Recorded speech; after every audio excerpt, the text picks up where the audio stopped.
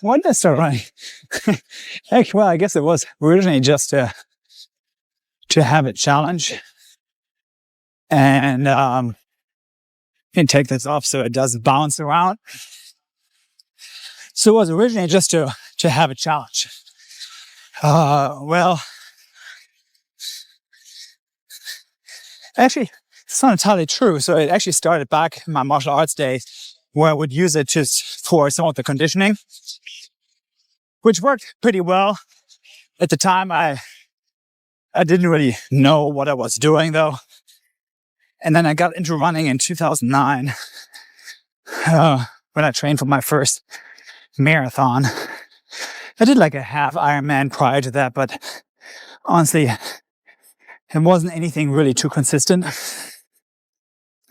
So that changed then in 2009. And so at this point in my life, it's just like I said before, like it's more for longevity purposes. So my mileage is not nearly as high as it used to be.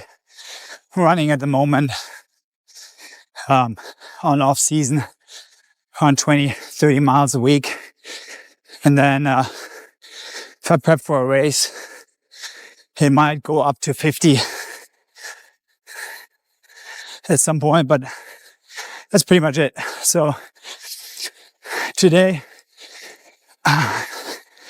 it's just again a zone 2 run. Nothing very intense. And like I told you before, I have changed where I'm doing my high intensity intervals on the elliptical or on a bike. And the reason for that is take some of the joint stress out that I've been experiencing. And so what you want to make sure is that you don't get married to an idea or to an ideal with your training, right? You have to do what works for you and your body. You can't just go out and kill yourself because that's what you've seen some sort of internet personality do. They have a different body. They may or may not be on performance enhancing drugs. That might be all that they do.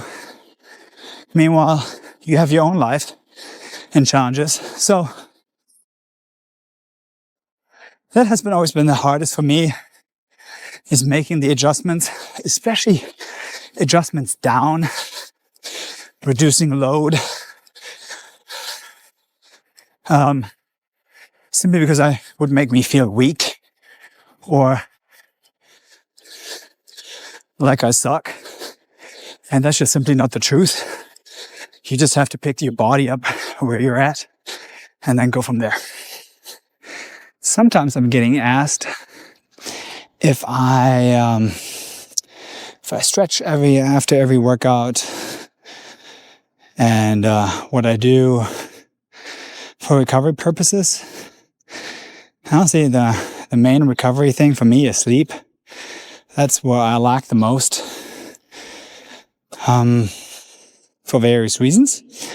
So sometimes it's just getting sucked into something, or other times it is just like family stuff is up. So for me, the biggest thing is like sleep. Then next is off weeks. Having off weeks, and off weeks are off weeks. Easy runs are easy runs. They have to be easy, not the pretend easy. We all know those, right? Oh yeah, felt pretty good, so I just blew it out of the water.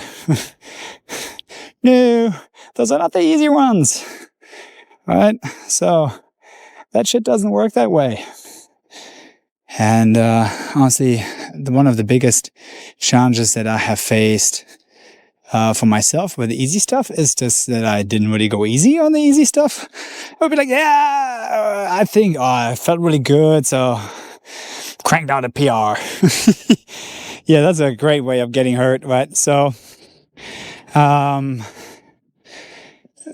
the recovery thing, for the recovery in general, what I do is I try to get sleep. And that's something that's very elusive for me.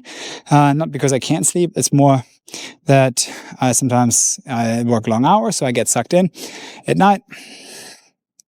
And just relaxing, or like there's something with the kids going on, like it's always something. And so like my work is always trying to get as close to 8 hours of sleep as I can. Lately, I haven't been doing so well with that. And I can feel that then in the recovery process. Second for recovery is easy weeks, like keeping the easy weeks easy. And that has to overlap with my strength training. So my strength training in those easy weeks is easy as well.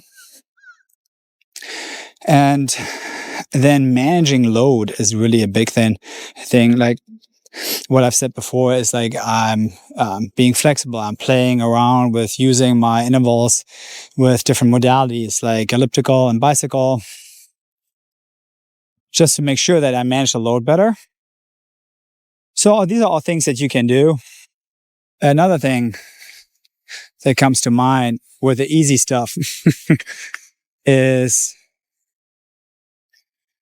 like massages and heat cryo treatment or heat treatments. To be honest, I'm not doing any of that. Massages are just out of the realm for me financially. I've got 2 kids, and so it's just not possible for me. But I definitely encourage that. That's good stuff. And then I don't really do cryotherapy, but I do use heat occasionally, and that works reasonably well. But honestly, I think the biggest and most important thing is load management. I think not ignoring your body and listening to it and adjusting. Just because something is on a training plan doesn't mean that's how your body will go and what your body will accept. So you might have to make changes and accept that those changes might be lowering the load that you're dealing with. So hope that helps.